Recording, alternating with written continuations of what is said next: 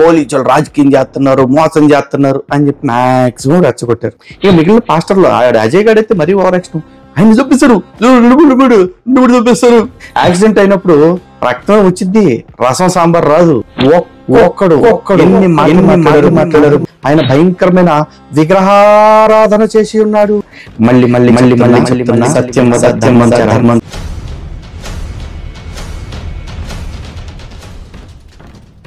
హిందూ బంధువులందరికీ జై శ్రీరామ్. 4-5 రోజుల నుంచి ఈ గొర్రెగాళ్ళు ఒక్కొక్కడు ఎన్ని డ్రామాలు వేశారో చూడండి. ప్రవీణ్ పగడాల పోయిన రోజు నుంచి ఆడు ఓటానికి కారణం హిందూ సంఘాల నాయకులే. అందులో లలిత్ కుమార్ కారణం, కరుణాకర్ కారణం, బ్లా బ్లా బ్లా, ఇంకెవడో అని చెప్పేసి చాలా పేర్లు పెట్టేశారు. ఎరా ఒక్కొక్కడు ఎన్ని మాటలు మాట్లాడారో గుర్తుందా? ఇన్ని మాటలతో పాటు వీళ్ళు ఏకంగా ప్రభుత్వాల గురించి, చాలా పోలీసుల గురించి చాలా విమర్శనాత్మకంగా మాట్లాడేశారు. దీన్ని ఒక రాజకీయ టర్న్ తీసుకోవాలని చెప్పేసి. కానీ ఒక్కసారి విజువల్ చూడండి.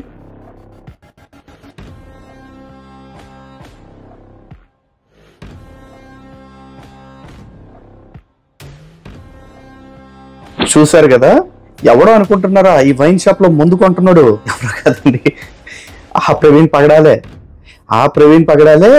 కోదాడి దగ్గర ఒకసారి, బెజవాడ దగ్గర ఒకసారి, ఇంకెక్కడన్నా కొన్నాడో లేదో ఇంకా తెలియదు. ఆగినప్పుడల్లా సరే బకాడి రమ్ము కొనుక్కున్నాడు, బ్రాందీ కొనుక్కున్నాడు. మొత్తానికి బకాడి అనే బ్రాండ్ తో ఏదో కొనుక్కుని తాగి హైవేల మీద అడ్డగోలుగా బండి నడిపి అప్పటికే 2 సార్లు పడి హెడ్ లైట్ పగిలింది. ప్రవీణ్ తర్వాత ఎప్పుడు రాజమండ్రి దగ్గర. అయితే వీళ్ళందరూ ఏం ప్రచారం చేశారు? అసలు అంతకు ముందే ఎక్కడ దాడి జరిగినట్టుంది, ఎవరో పగలగొట్టినట్టున్నారు, అందుకే హెడ్ లైట్ కూడా పగిలిపోయింది అంటూ పుష్పం కబుర్లన్నీ చెప్పారు. హెడ్ లైట్ ఎందుకు వెళ్ళింది ఇప్పుడు అర్థమైందా? తప్పదాగి ఆగిపోతాడు బండి అట్టబడి తట్ట నడిపితే యాక్సిడెంట్ లో అవుతారా? యాక్సిడెంట్ అయినప్పుడు రక్తం వచ్చింది, రసం సాంబార్ రాదు. ఈ మాత్రం దానికి క్రైస్తవ సమాజం మొత్తాన్ని మాకు అగెనిస్ట్ గా రెచ్చగొట్టి చివరికి మా ప్రాణాలకి కూడా రక్షణ లేకుండా చేయాలని చాలా ట్రై చేస్తారు. పోనీ ఇక్కడ తాగారా? పోస్ట్ మార్టం రిపోర్ట్ కాదు, చీచి పుట్టచ్చు కాదు, బొక్క కాదు, బోచానం కాదు అనిపేసి పోలీసులను రెచ్చగొట్టారు. అన్నీ తెలిసిన ప్రభుత్వం కానీ పోలీసులు కానీ మాక్సిమం సహనం పాటించారు. వదిలే తాగుబోతాడు అని చెప్పేసి, తాగుబోతాడని తెలిస్తే మళ్ళీ ఇలా మనోభావాలు మట్టగడితే ఎందుకు వెళ్ళని అన్యాయంగా బాధ పెట్టడం అని చెప్పి ఓపిక పడతా ఉంటే, అబ్బా అస్సలు చెకోడిగాడు, ఆడెవడో అజయ్ గాడు, ఇంకాడో గోచిగాడు, గన్నయ్య గాడు, వీళ్ళందరూ కలిసి పోలీసులు రాజకీయం చేస్తున్నారు, మోసం చేస్తున్నారు అని చెప్పి మాక్సిమం రెచ్చగొట్టారు. మండింది, ఒగ్గేశారు. మొత్తం అన్ని వీడియోలు వదిలేశారు. ఇప్పుడు ఏటైనది పగడాలకి ఎలా పగిలిందో లిటరల్ గా ప్రూఫ్ లో వదిలేశారు. అయినా బైబిల్లో ఏం చెప్పాడురా?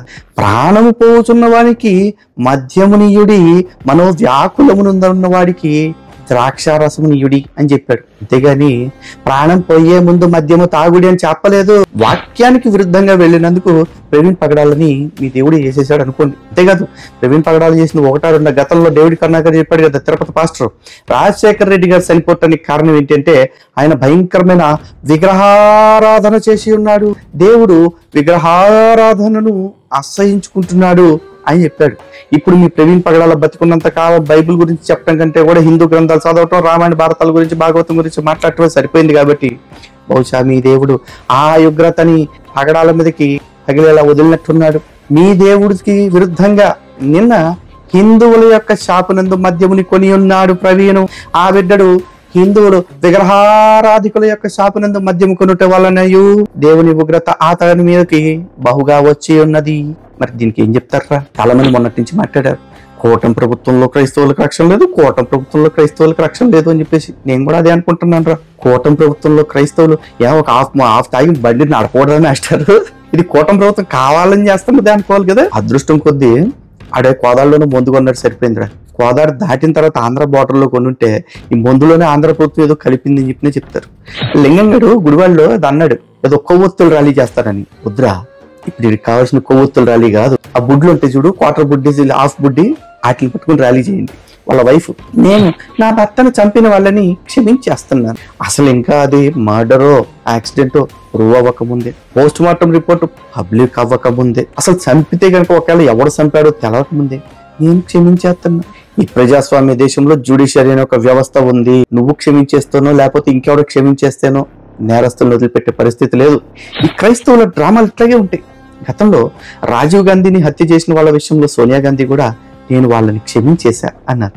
వాళ్ళు చట్టపరంగా శిక్షని అనుభవిస్తూనే ఉన్నారు. ఆ తర్వాత గ్రాహం స్టెయిన్స్ ని చంపేసిన దారాసింగ్ అనే వ్యక్తి విషయంలో కూడా గ్రాహం స్టెయిన్స్ భార్య నేను అతన్ని క్షమిస్తున్నాను అంది. కానీ ఆ దారాసింగ్ గారు కూడా జైల్లో ఉండి యావజ్జీవ శిక్ష అనుభవించి బయటకు వచ్చారు. పాస్టర్ ప్రవీణ్ పగడాల గారి వైఫ్ నేను క్షమించేస్తున్నాను అన్నారు. మీ క్షమాపణలన్నీ ఎట్టా ఉంటాయి అంటే గాలికి పోయే పిండి కృష్ణార్పణం అన్నట్టే ఉంటుంది. మీరు ఎట్లాగూ శిక్షించేది లేదు, లేకపోతే మీరు ఎట్లాగూ రుజువు చేసేది లేదు కాబట్టి. కానీ ఆ 2 కేసుల్లో డిఫరెంట్.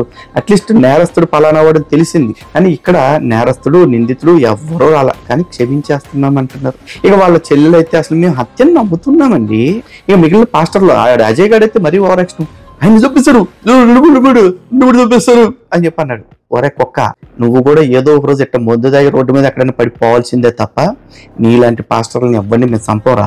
మేము ఎప్పుడు మిమ్మల్ని సిద్ధాంతపరంగా గెలవాలని చూస్తాం. ఎందుకంటే మీరు ఉండాలా, మీరు మీ ఓటమిని చూడాలా, మీ ఓటమిని మీతో పాటు మిగతా క్రైస్తవ సమాజం అంతా చూడాలా. మీ పుస్తకంలో ఏమీ లేదు, మీ పుస్తకంలో ఆధ్యాత్మికత కాదు కదా, కనీసం భక్తి కూడా లేదన్న విషయం వాళ్ళకి తేట తెల్లం అయ్యేలాగా చేయాలి. అండ్ జరిగిన యాక్సిడెంట్ కూడా ఏదన్నా ఉంది నింద వెయ్యాలి అనుకుంటే మీ దేవుడి మీద వేసుకోండిరా, మీ దేవుడి మీద వేసుకోండి. అమాయకులైన హిందువుల మీద కాదు. మీ దేవుడు చాంపియన్నాడు అనుకోవాలి.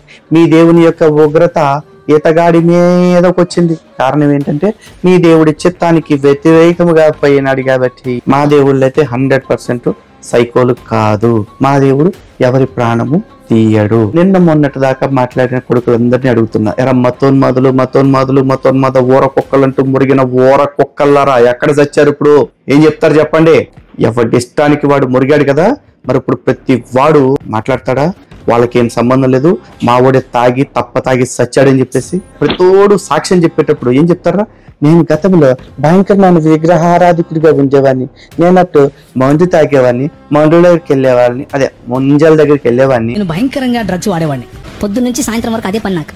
భయంకరంగా కొట్లాటల్లో తిరిగేవాడిని, కడపలో కత్తులు బాంబులు అవి రివాల్వర్లు, వాడిని కొట్టాలి వీడిని కొట్టాలి, అక్కడ కూడా ఇక్కడ పోవాలి, ఆ మర్డర్ కేసు ఇది నా బతుకు. ఒక రోజు నేను ప్రభువుని తెలుసుకోక ముందు ఒకడిని నా స్నేహితుడే నాతో కలిసి తిరిగినోడే మా అన్న మీద కత్తి విసిరేశాడు అని చెప్పి వాడిని కొట్టి చంపేశా.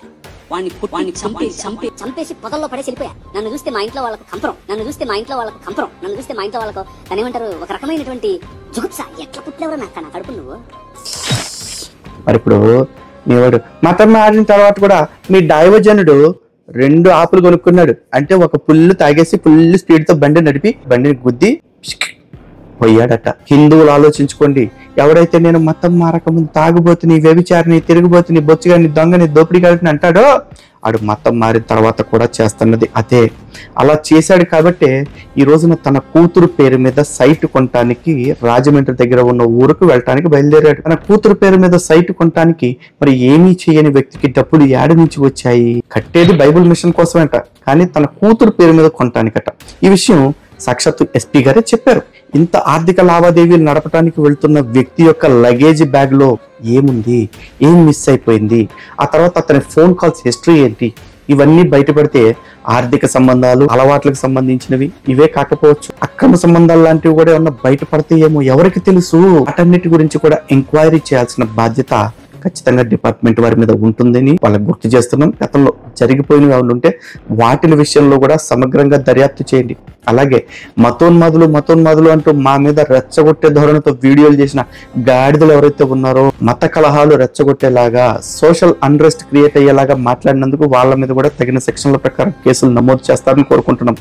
అండ్ గుర్తుపెట్టుకోండి, హిందూ సమాజం మొత్తానికి, క్రైస్తవులకు కూడా చెప్తున్నాం, ఒక శవం దొరికింది కదా అని పెంట మీద ఏగ వాలినట్టు వాలిపోయి ఒక్కొక్కడు ఈ శవాన్ని అడ్డం పెట్టుకుని క్రైస్తవులు ఇక్కడ నుంచి ఆంధ్రప్రదేశ్ లో ఏం చేసినా సరే, అంటే మత ప్రచారం పేరుతో హిందూ దేవుళ్ళని అవమానించినా, దూషించినా, హిందూ గ్రంథాలని ద్వేషించినా, అసభ్యంగా మాట్లాడినా సరే ఏమీ అనకుండా ఎవరైనా హిందువులు తిరిగి రిటార్ట్ ఇస్తే కూడా హిందువుల మీద చర్యలు తీసుకుంటాము అంటూ ప్రభుత్వం నుంచి ఒక ప్రకటన వచ్చేలాగా ఒత్తిడి చేయాలని చాలా డ్రామాలు క్రియేట్ చేశారు. కానీ మీరు పట్టుకున్నది రాంగ్ బాడీరా. ఒక తాగుబోతుడు బాడీని పట్టుకున్నారు, తిరుగుబోతుడు బాడీని పట్టుకున్నారు. అలా కాకుండా ఒక నిజంగా ఇట్లాంటి సంఘటన జరిగినప్పుడు లేదా దుర్ఘటన జరిగినప్పుడు అలాంటి వాడి బాడీ పట్టుకునే ప్రయత్నం చేస్తుంటే వర్కౌట్ అయ్యేదేమో. Better luck next time. So Hindu బంధువులరా, మన సచ్చీలతని భగవంతుడే నిరూపించేశాడు తగిన సాక్ష్యాధారాలని బయటకు రిలీజ్ చేసి. అందరికీ చెప్తున్నా, గతంలో ప్రవీణ్ పగడాల బైక్ మీద ఉన్న అనేక ట్రాఫిక్ చలనాల గురించి మీకు చూపించడం జరిగింది. అలాగే అన్ని ట్రాఫిక్ చలనాల్లో ఒకటి కూడా డ్రంక్ అండ్ డ్రైవ్ లేదు, కానీ పోలీసుల చేతుల నుంచి తప్పించుకున్న ఈ డ్రంక్ అండ్ డ్రైవ్ కేసులో దేవుడి చేతుల నుంచి తప్పించుకోలేకపోయాడు. అందుకే రోడ్డు పక్కన ఇలాంటి చావు వచ్చేసింది. జరిగింది. ఈ చావు విషయంలో నిజానికి నేను ఫస్ట్ నుంచి కూడా ఎటువంటి నెగిటివిటీ లేకుండానే ఉన్నా. కానీ మమ్మల్ని ఎంతో మానసిక క్షోభకు పెట్టి చివరికి ప్రాణాలకి కూడా విలువ లేదు, రక్షణ లేదు అనిపించే పరిస్థితి తేవటమే కాకుండా కొంతమంది అయితే ఆత్మహత్య చేసుకుంటే బాగుండనే లాంటి మాటలు మాట్లాడారు. మరి మమ్మల్ని ఎంత మానసిక వేదనకు గురి చేసిన వాడి విషయంలో, గురి చేసిన వాళ్ళ విషయంలో ఎట్లా మాట్లాడాలో చూడండి. ఇప్పటిదాకా ఎవడు పడితే ఆడు పాస్టర్స్ ఇన్వెస్టిగేషన్ డిపార్ట్మెంట్ పెట్టేసి చేతి మీద గాయాలున్నాయి, ముఖం మీద ఎవడో రాడ్డుతో కొట్టాడు, కర్ర మీద బ్లడ్ ఉంది, సొక్క మీద బూటకాలతో తొక్కింది ఏదో ఉంది అంటూ ఎన్ని అబద్ధాలు క్రియేట్ చేశారు. వీటన్నిటిని బట్టి మీకు అర్థమైంది కదా, ఈ పాస్టర్లు తెల్లారు లెగిస్తే చెప్పేది అబద్ధాలు, చేసేది మోసాలు, తాగుబోతు పనులు, ఇంతకు మించి ఏమీ లేవు. ప్రవీణ్ పగడాలది వీడియో దొరికింది కాబట్టి, పోస్ట్ మార్టం రిపోర్ట్ లో వచ్చింది కాబట్టి సరిపోయింది. ఇలా రాకుండా బయట తాగుబోతులుగా వ్యవహరిస్తూ లోపల మాత్రం అసలు నీతి కబుర్లు చెప్తున్న శుద్ధపోస పాస్టర్లు ఎంతమంది ఉండుంటారో ఒక్కసారి మీరే ఆలోచించుకోండి. Thank you once again. భగవంతుడికి మరీ ధన్యవాదాలు తెలియజేసుకుంటా ఉన్నాము. అలాగే ఆంధ్రప్రదేశ్ పోలీస్ వ్యవస్థకి, కూటమి ప్రభుత్వానికి కూడా. ఎందుకంటే ఎటువంటి శషబిషలు లేకుండా, ఎటువంటి అనుమానాలకి తావు లేకుండా స్పష్టంగా ఈతగాడి యొక్క దుష్ప్రవర్తనని, తాగుబోతు ప్రవర్తనని బయటపెట్టినందుకు మరొక్కసారి హృదయపూర్వకంగా ధన్యవాదాలు తెలియజేసుకుంటున్నా. మళ్ళీ చెప్తున్నా, సత్యం వద ధర్మం చర, సత్యమేవ జయతే. ఎప్పటికైనా సత్యం గెలిచి తీరుతుంది. అండ్ ఇప్పుడు సత్యం గెలిచింది. జై శ్రీరామ్, భారత్ మాతకి జై.